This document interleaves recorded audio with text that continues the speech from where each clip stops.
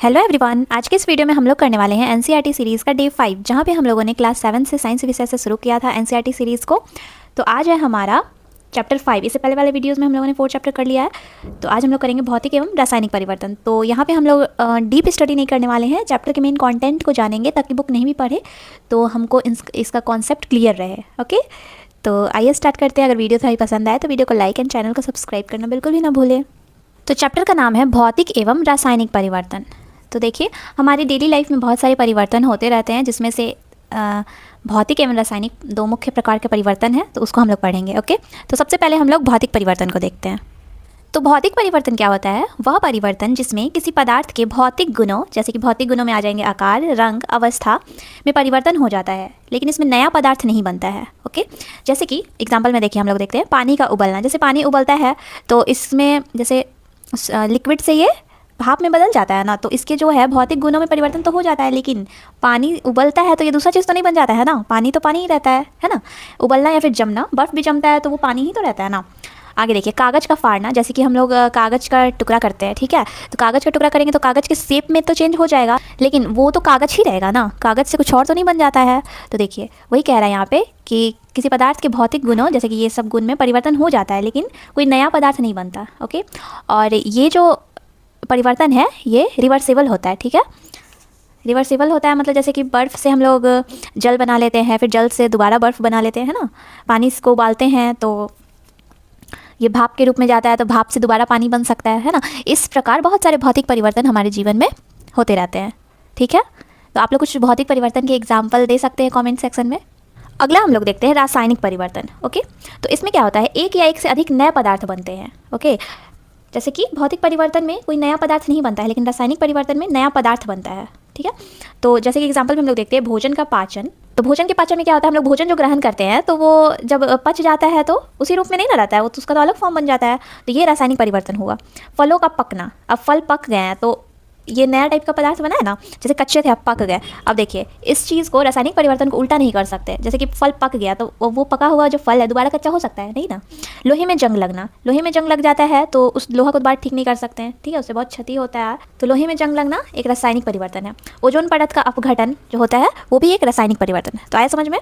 तो रासायनिक परिवर्तन क्या होता है, एक या एक से अधिक नए पदार्थ बनते हैं। ठीक है, और देखिए, रासायनिक परिवर्तन के दौरान ये चीज़ें हो सकती है, जैसे कि ध्वनि उत्पन्न हो सकता है या फिर गंध में परिवर्तन हो सकता है। ठीक है, जैसे कि कोई फल सड़ जाता है ना, तो उसके गंध में परिवर्तन हुआ ना, वो दोबारा तो फिर फ्रेश नहीं हो सकता है वो चीज़। फिर रंग में परिवर्तन हो सकता है, या फिर किसी कोई गैस बन सकता है। ठीक है, ये सब चीज़ें रासायनिक परिवर्तन के अंतर्गत आती है।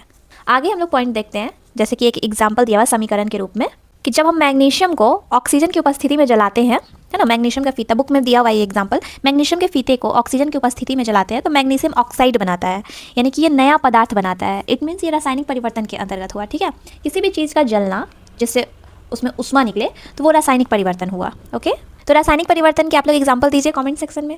अगला हम लोग पॉइंट देखते हैं, लोहे में जंग लगना। तो आइए देखते हैं लोहे में जंग कैसे लगता है।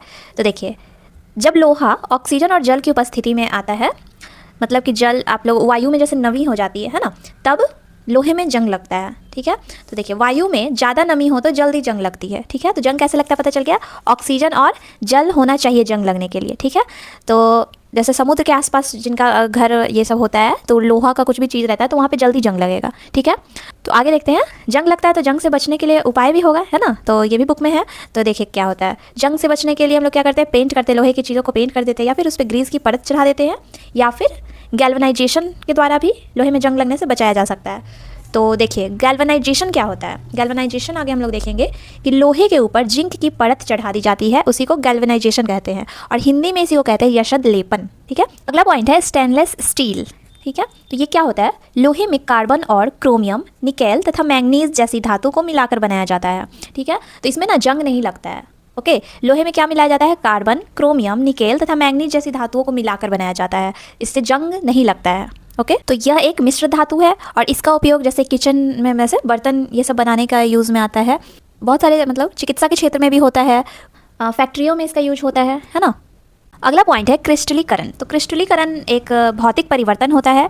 इसमें क्या होता है कि किसी जो कोई पदार्थ होता है, किसी पदार्थ का शुद्ध क्रिस्टल उसके विलयन से प्राप्त किया जाता है, उसी को क्रिस्टलीकरण कहते हैं। ठीक है, तो क्रिस्टलीकरण से रिलेटेड बुक में एक एग्जांपल दिया है कि कॉपर सल्फेट का अगर विलयन बनाते हैं तो उसके द्वारा हम लोग किसके द्वारा, क्रिस्टलीकरण के द्वारा उससे हम लोग कॉपर सल्फेट का शुद्ध क्रिस्टल दोबारा से निकाल सकते हैं। ठीक है, तो जैसे विलयन बनाए तो क्रिस्टल के रूप में भी वो मिल जाता है। ठीक है, तो ये एक भौतिक परिवर्तन है, क्रिस्टल से विलयन, विलयन से क्रिस्टल बन सकता है। यही है एक एग्जाम्पल आपके बुक में दिया हुआ है। तो इस चैप्टर में बस इतना ही था। आई होप आप लोग को ये समझ में आया होगा। और एक चीज़ और दिया गया है जो कि मैं बताना चाहूँगी, जैसे कि दिल्ली में कुतुब मीनार के पास एक लौह स्तंभ है, उसके बारे में दिया गया है, तो उसको थोड़ा सा एक नज़र हम लोग देखेंगे। उसकी ऊंचाई 7 मीटर से अधिक है और उसका जो भार है 6000 kg है। ठीक है, उससे भी अधिक है और ये 1600 वर्ष से भी अधिक पहले बनवाया गया था। दिल्ली में जो लाल किला है उसके पास जो लौह स्तंभ है वो, लेकिन अभी तक उस पर जंग नहीं लगा है। क्यों नहीं लगा है? तो पहले भी यही चीज़ किया गया था। ठीक है, गैल्वेनाइजेशन, लोहे के ऊपर जिंक की परत को चढ़ाया गया था। ठीक है, तो इस वजह से उस पर अभी तक जंग नहीं लगा है। तो आप लोग सोच सकते हैं कि इतना 1000 साल पहले भी उस टाइम का टेक्नोलॉजी कितना आगे था। ठीक है, तो इस तरह से ये चैप्टर होता है कंप्लीट। अब हम इससे रिलेटेड कुछ MCQ को करेंगे ताकि इससे रिलेटेड हमारा जो भी प्रॉब्लम होगा वो दूर हो जाए। ठीक है, तो आइए देखते हैं। सबसे पहला क्वेश्चन है, रासायनिक परिवर्तन में निम्न में से कौन सी घटनाएं हो सकती है? रंग में परिवर्तन, किसी गैस का बनना, उष्मा प्रकाश का उत्सर्जन, या इनमें से सभी? तो हम लोगों ने देखा है कि रासायनिक परिवर्तन में ये सभी चीज़ें होने की संभावना होती है ना, तो इनमें से सभी हो जाएगा। अगला है, निम्न में से कौन भौतिक परिवर्तन नहीं है? तो देखिए, पानी का जमना भौतिक परिवर्तन है क्योंकि बर्फ़ से दोबारा पानी बन सकता है। मोम का पिघलना भी भौतिक परिवर्तन है। कागज़ का जलना, क्या ये भौतिक परिवर्तन है? कागज़ जल जाएगा तो राख में बन जाएगा, लेकिन राख को दोबारा कागज़ बना सकते हैं नहीं ना, तो ये क्या हो जाएगा? ये एक रासायनिक परिवर्तन, मतलब भौतिक परिवर्तन नहीं है, तो ये आपका सही हो जाएगा। अगला देखते हैं, निम्न में से कौन रासायनिक परिवर्तन नहीं है? तो अब आइए देखते हैं। धातु में जंग लगना, तो ये एक रासायनिक परिवर्तन है क्योंकि एक बार जंग लग जाता है तो फिर वापस वो ठीक नहीं होता है। ठीक है, चांदी का खराब होना, कागज़ का जलना, या पानी का उबलना, तो देखिए ये सभी एक रासायनिक परिवर्तन है, लेकिन ये पानी का उबलना एक भौतिक परिवर्तन है ना, तो ये वाला करेक्ट हो जाएगा। आगे देखते हैं, लोहे को जंग लगने से बचाने के उपाय हैं। लोहे को पेंट करना, लोहे को ग्रीस करना, लोहे के ऊपर जिंक का लेप लगाना, या इनमें सभी? तो हम लोगों ने अभी देखा है कि ये सभी के द्वारा हम लोग, ये सभी जो ऑप्शन है इन सभी के द्वारा हम लोग लोहे को जंग लगने से बचा सकते हैं, तो आपका हो जाएगा इनमें से सभी। ओके, और लोहे के ऊपर जिंक का लेप जो लगाते हैं उसको क्या बोलते हैं?